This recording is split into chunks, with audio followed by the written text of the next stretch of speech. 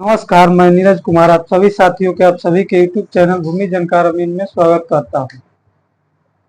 आज हम आप लोगों को बताएंगे कि बिहार सरकार जमीन यानी गैरमजरूआ जमीन को रैयती कैसे कराए, उसका लगान कैसे दे, रसीद कैसे कटाए।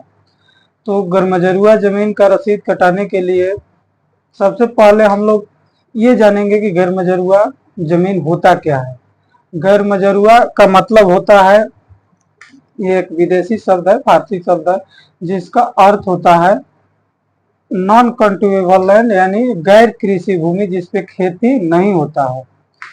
तो आप सभी जान रहे हैं कि जो अंग्रेज का समय था या पहले का समय था, उस समय जमीन का लगान यानी रेंट बहुत बड़ा एक आय का स्रोत था। आज के डेट में तो जमीन महंगा हो गया है, इसकी वजह से रेंट बहुत छोटा अमाउंट है। अब सर्वे हो जाएगा, उसके बाद भी रखा गया है कि पर डिसमिल ₹1 लगान लिया जाएगा, वो भी एग्रीकल्चर वाला पे, और जो आवासीय वाला है उसमें ₹5 लिया जाएगा। हालांकि पहले जो बीटी एक्ट में प्रावधान था यानी बंगाल टेनेंसी एक्ट के तहत जो अंग्रेज सर्वे करवाए थे, उसमें लगान महंगाई के हिसाब से तो ज्यादा था। उस समय ये प्रावधान किया गया था कि जो कृषि वाला जमीन है उस पर लगान लिया जाएगा, जो गैर कृषि वाला जमीन है जिसे आवासीय का जमीन है उस पर घर मकान पे लगान नहीं लगता था, यानी रसीद नहीं करता था। खेती का जमीन पे केवल लगान लगता था, जो इस पे खेती नहीं होता था वो भी बंदोबस्त नहीं होता था, वो उसका भी लगान नहीं लगता था। तो वो सब जमींदार के कब्जे में था, यानी डायरेक्ट सरकार के नियंत्रण में था, और सरकार के रिप्रेजेंटेटिव मध्यवर्ती जमींदार थे, और उसके बाद रैयत थे। रैयत को लगान देना होता था जमींदार को, और जमींदार लगान देते थे सरकार को, अंग्रेज सरकार को। उसमें से कुछ परसेंट का प्रॉफिट वो रखते थे। अब समस्या ये होता था कि हर जगह अलग अलग जमीन है, कहीं कहीं भावली लगान लगता था। भावली का मतलब होता है जिसपे पैसा रेंट में ना लेकर अनाज लिया जाता था परसेंटेज में। तो यही सब प्रोसेस था पहले का। प्रेजेंट में अगर देखा जाए तो गैर कृषि वाला जमीन यानी गैर मजरूआ जो जमीन था, वो सब बहुत सारे मामलों में रहती भी हो चुकी हैं। जैसे मान लीजिए कि जमींदार अगर गैर मजरूआ मालिक और गैर मजरूआ आम, गैर मजरूआ खास, बकास्त, विभिन्न तरीके का जमींदार जमीन होती है। तो बकास्त का मतलब तो है कि जो लैंडलॉर्ड का डायरेक्ट जमीन हो, उसके दखल कब्जा में हो, बीटी एक्ट से 12 साल पहले से उसका दखल कब्जा में आ रहा हो, तो उसका डायरेक्ट बकास्त लैंड हो गया। उसका उन लोगों का रेंट नहीं लगता था, वो लोग अपना रेंट जमींदारी उन्मूलन हुआ उस वक्त वेस्टिंग रिटर्न में दिए, उसी वक्त जमबंदी कायम हो गया है। अगर नहीं भी हुआ है तो कलेक्टर के यहाँ, डिप्टी कलेक्टर के यहाँ या DC, LRDC land reform, deputy collector के यहाँ आवेदन देकर वो अपना करा सकते हैं, या एडीएम के यहाँ भी, एडिशनल कलेक्टर के यहाँ लगान निर्धारण करवा सकते हैं। अब रहा बात गैर मजरूआ मालिक पे, अब हम लोग बात करेंगे, और गैर मजरूआ आम खास पे। गैर मजरूआ आम तो आम पब्लिक का हो गया, जिसको आज के समय में बिहार सरकार का लैंड हो गया।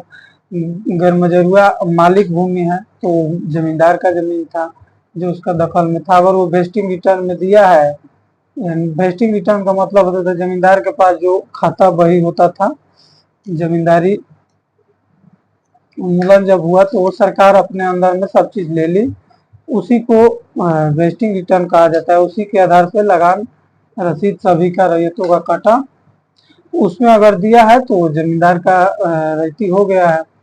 अगर नहीं भी हुआ है, शुरू से उसके दखल में आ रहा है, तो प्रेजेंट में तो होगा नहीं, काहे कि अब नियमावली बहुत सारी चीज बदल गई है। गैर मजरूआ मालिक जो जमीन है वो हो सकता है, बशर्ते उसको बहुत सारे साक्ष्य देना होगा, जिसे वेस्टिंग रिटर्न में दिया गया हो। वेस्टिंग रिटर्न नहीं भी है, कोई अन्य साक्ष्य से साबित करना होगा कि हाँ हमारा दखल कब्जा उसी वक्त से चला आ रहा है। उसके अलावा गैर मजरूआ मालिक भूमि होता है। गैर मजरूआ मालिक भूमि पे बिहार सरकार अब मालिक हो गई, जमींदारी उन्मूलन हो गया। तो अगर किसी को सरकार बंदोबस्त की है तो उसका रेंट निर्धारण होगा, पर्चा मिलता है, जिसे जो भूमिहीन है या अन्य किन्हीं को भी अगर पर्चा से बंदोबस्त हुआ है, जो सेना वगैरह में से कार्यरत होकर रिटायर हुए हैं उनको भी मिलता है। तो उनका भी अगर रेंट पर्चा होगा उनके पास बंदोबस्ती पर्चा, उसके आधार पर कलेक्टर के यहाँ आवेदन देंगे, उसका लगान निर्धारण हो जाएगा, रसीद कटने लगेगा। उसके अलावा अगर किन्हीं के पास मान के चलिए कि हुक्मनामा है, रजिस्टर्ड हुक्मनामा है जिसे पहले दिया जाता था जमींदार का, तो वो उनका भी अगर लगान निर्धारण नहीं हुआ है तो उस पट्टा के आधार पर हो जाएगा। लेकिन अनरजिस्टर्ड हुक्मनामा पे नहीं होगा, क्योंकि 1946 के पहले का अगर अनरजिस्टर्ड हुक्मनामा है तो वो मान्य है, वो भी उसी वक्त से लगान निर्धारण हुआ रहना चाहिए तभी मान्य है। जमींदारी वेस्टिंग रिटर्न में भी होना चाहिए, तो अनरजिस्टर्ड हुक्मनामा का मान्यता नहीं है। तो आप सभी ये प्रोसेस समझ गए होंगे लगान निर्धारण का। और अन्य तरीका जैसे मान लीजिए किसी का दखल कब्जा में चला आ रहा है, कोई जमींदार से जमीन खरीदा है, तो अगर जमींदार से जिससे आप खरीदे हैं उसका अगर लगान निर्धारण हुआ है, वेस्टिंग रिटर्न दिया, जमबंदी कायम है, तो आपका ऐसा ही निर्धारण हो जाएगा लगान।